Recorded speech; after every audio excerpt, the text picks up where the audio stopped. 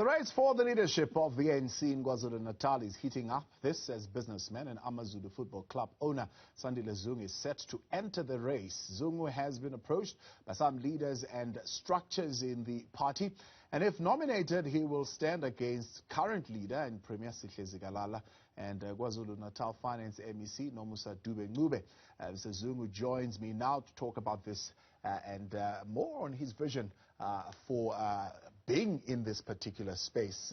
Good evening, sir, and thank you very much for your time and joining us tonight here on In Focus.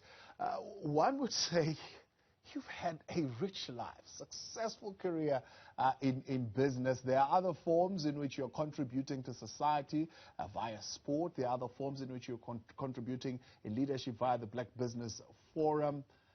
Why want to enter the political arena? Do you really believe a businessman makes a better politician? Thabo, thank you so much for having me and for the interest on this subject matter. There is a very powerful conflation between interests of business, government, and society. And societies that operate efficiently and that succeed are those where business, societal interests, and government work in a synchronized, in a seamless manner. It is very interesting that in South Africa, when a business person expresses interest in politics, it is frowned upon. Yet when politicians want to enter business, that frowning does not occur. Yet business wanting to enter politics must be encouraged, because it is really at the level of the economy that we as South Africans are failing. I obviously have not made up my mind as yet. I'm going to be deciding very soon. And I've engaged in extensive consultations with people whose counsel I richly deserve and whose counsel I deeply respect. And it's very interesting what is coming out. What is coming out is to be involved in politics at this stage, especially coming from a business fraternity, requires a lot of courage, but mainly courage of conviction that we are on a slippery slope as a society, unless those who are taking a long-term view, those conscientious South Africans who have got something to offer, raise their hands and say, count me. Unless we are prepared to do that, one day we'll wake up and we'll be pointing at a distant horizon. There used to be our country. It's not there anymore, metaphorically speaking, of course. So I'm very encouraged with the feedback that I'm getting in my consultations, and it will allow me to make up my mind one way or the other very soon. And making up my mind, it will happen.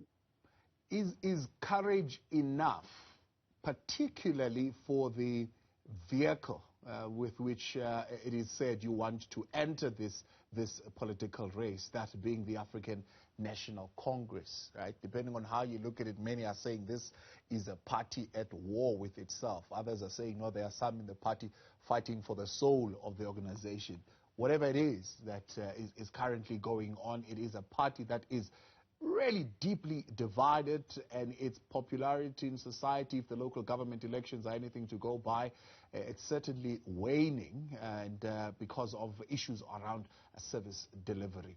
Is it not career suicide for you? Why would you want to jump onto that vehicle? Let me talk for myself why I'm even considering.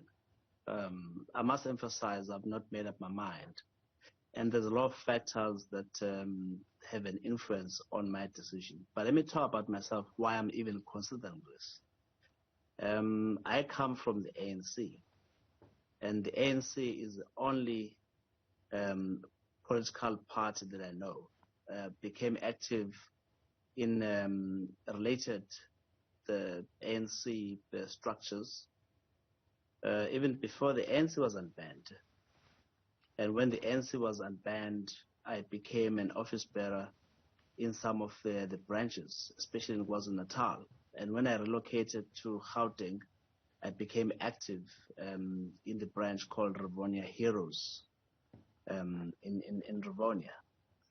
And I've been active as a deployee of the ANC as chairman of DNL during its heydays, 2001 to 2005.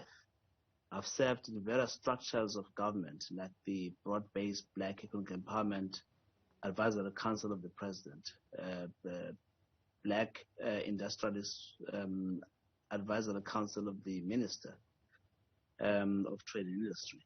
And I've been serving in various SOEs on a non-paying basis. I'm very passionate about being part of the solution in our nation state. And so it is not a surprise that therefore when the ANC comrades in KwaZulu-Natal and structures in this province come to me repeatedly and say, we'll love you to raise your hand. And when you raise your hand, we'll do the right thing and nominate you. And then we'll march on to the leadership of the ANC. I don't belong to any other political party, and I'm not a career politician, and therefore the whole idea of establishing things new does not quite appeal to me. I believe that the ANC needs to be rescued from itself. It's busy chowing itself. It requires sensible leadership to prevail, to redirect it, to rejuvenate it, to revitalize it, to put it back on the path that it was set to be on. Yeah.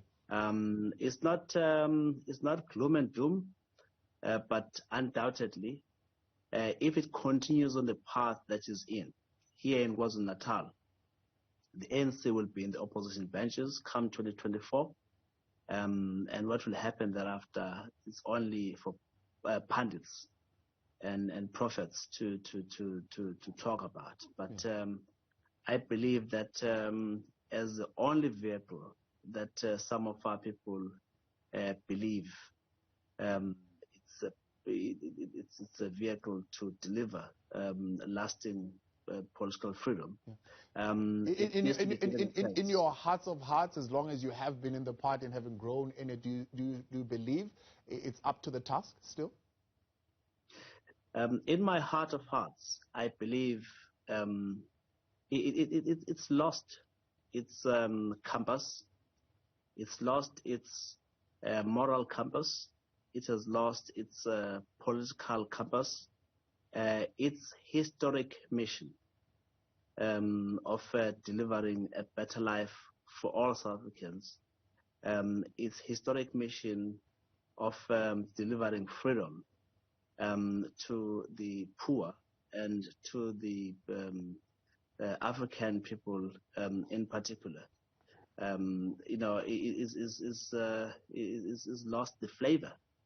But admittedly so, they are the first ones to say they need to renew, they need to revive themselves, and it starts with an alcoholic saying, "I am an alcoholic," before the interventions of Alcoholics Anonymous yield results. And I think the ANC is in the stage where it admits that it's facing a crisis of historic proportions. But it wants to revive itself, and that's why then tried and tested cadres are basically saying, look, maybe it's our time to raise the hand and make a contribution. Yeah. But in my case, it cannot be at all costs, because what I discover is that the fractious nature of the ANC and the factions that underpin its continued existence can be quite poisonous, and I'm not prepared.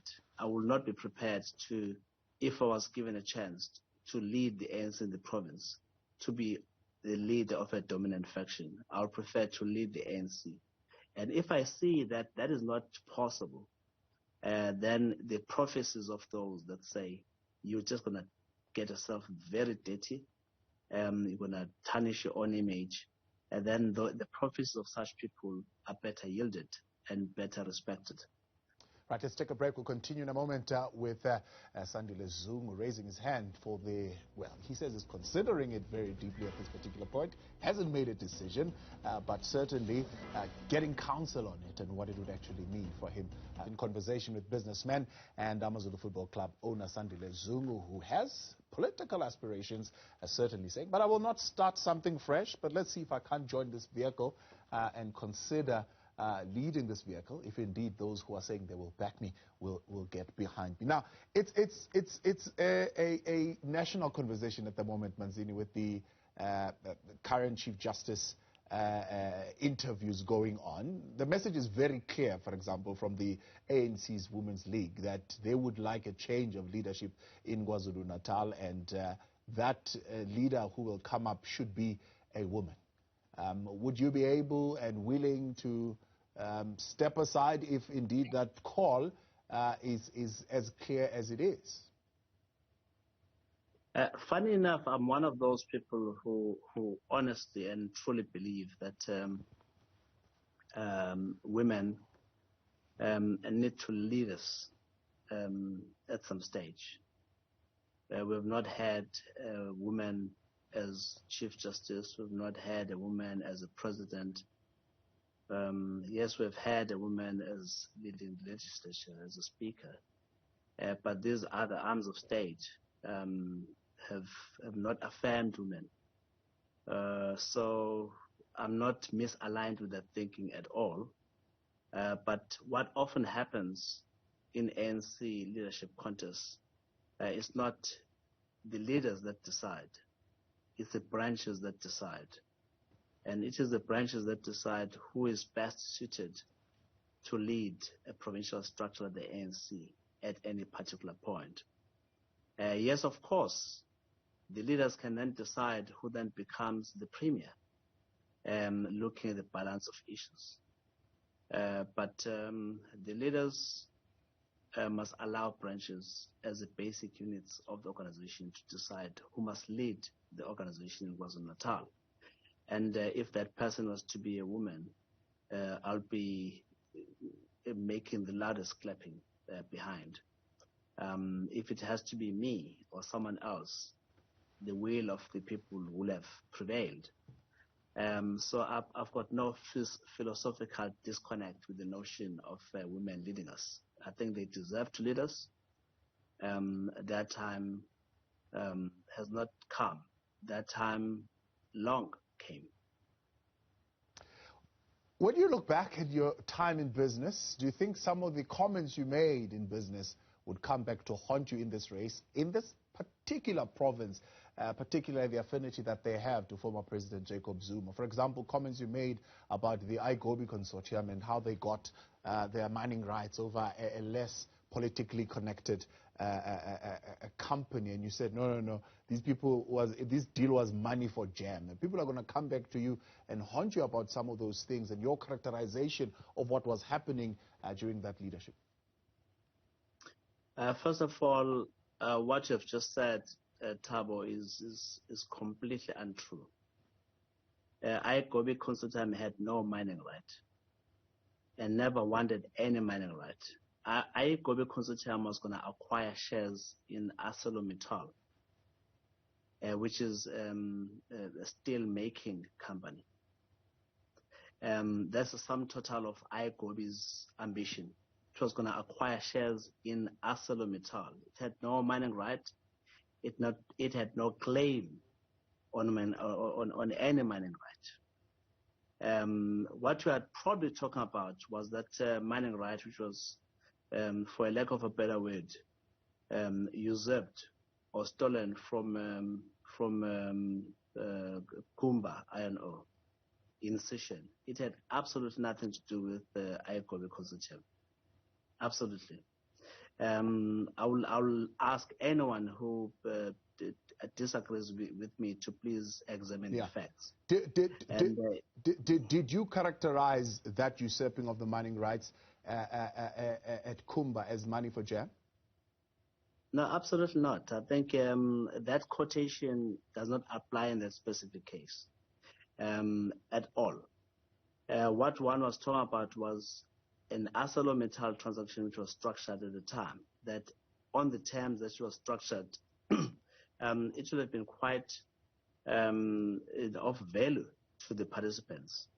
And at the time, I even disputed with the independent newspaper at the time that I even uttered those words. I challenged them to even listen to their own tapes. So it was some kind of a crazy journalist who, in my opinion, was given a proper tongue lashing by her bosses, who became very creative with words. I never said that. It's not in me. I will not describe myself in positive and say I'm humble, but I'm not prone to using that kind of language anyway. Do you think any of your positions that you held in your time in business would come back to haunt you at this time? There's no position I've held in business which I regret. Absolutely zero regret. I have spent all my time, maybe not all my time, but most of my time in organized business, fighting for greater participation by black people in the economy as owners and managers. And you will see I spent 10 years reviving the Black Business Council and leading in that organization from Secretary General, first from being a spokesperson to Secretary General, Deputy President to President. When I was president, I think its fortunes turned in the positive, and I did the damnedest best to place it on a level which was unassailable. There's no basis for me to regret. I worked for Newzroom Afrika Investments Limited, which at the time was a pioneering company in black economic empowerment. I founded Saru Investments, which was a trade union investment company, and I took it to an unprecedented level of growth and size. I started Zungu Investments Company from zero asset base to what it is right now. So my track record in business is something that I've got to be very proud of, and my children must be very proud of. So if I've said black people need to participate more in the economy, and that hurt some people, I'm sort of got nothing to apologize for that. So it will not stand me in bad stead with regards to any of my ambitions, whether political, business, or otherwise. Not at all. How would you deal with the situation that was raised by the current chairperson in the Lekgotla meeting that was held just a couple of days ago, that there are people who are joining the organization for the prospects of really getting lucrative opportunities and making money out of it? As the chairperson coming into that space, if you do consider coming in, how would you approach resolving that particular matter? I think it's a serious challenge that the ANC is faced with, and it doesn't start now. It has become very endemic that there will be people who are joining the once glorious organization as a passageway into personal riches. It has happened, it's unfolded in front of our own eyes. They've tended to corrupt the politicians, and sometimes even go so far as owning the structures of the organization and repurpose them in their own images. It has happened. It's a matter for the ANC to consider in their revival paths. It's not a responsibility for any one person. It's a collective responsibility for anyone who loves the ANC to arrest such traits and tendencies and to basically deal harshly with them.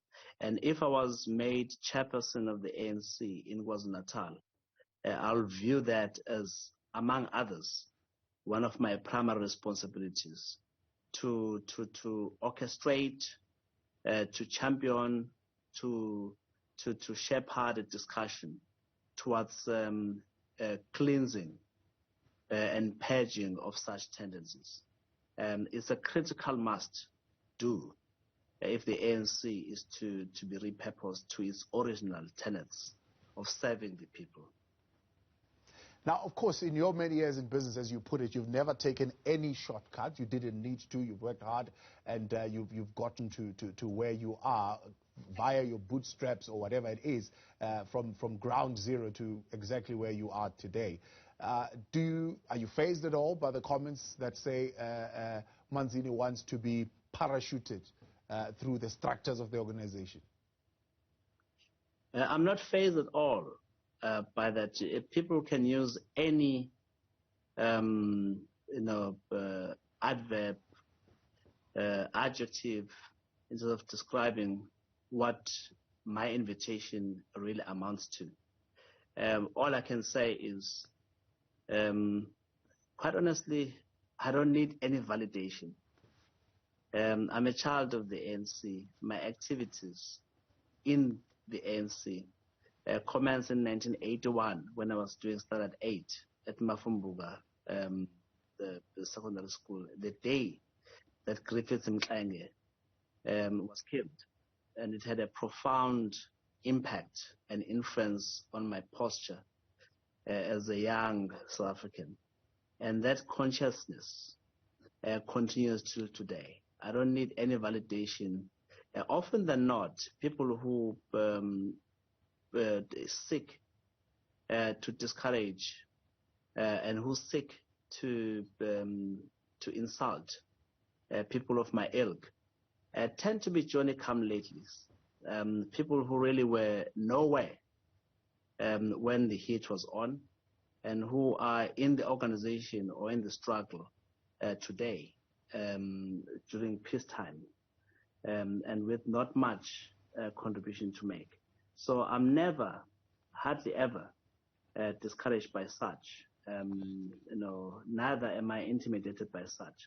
And when I ultimately take a decision, it will be a decision informed by a multiplicity of factors, but not least what my family wants, what my other stakeholders desire, and whether my analysis of where the ANC is today warrants my involvement. And most certainly not because there are some naysayers who don't have a clue what it is to struggle for freedom, who want to hold the keys to the gate for activism. Amazulu, wish you all the best, and thank you very much for joining us tonight here on In Focus. Thank you very much. That is Sandile Zungu there, of course, considering getting into the race for the chairmanship of the ANC in KwaZulu-Natal. As soon as he's made that decision, he says he's getting in that race to make a difference. Now,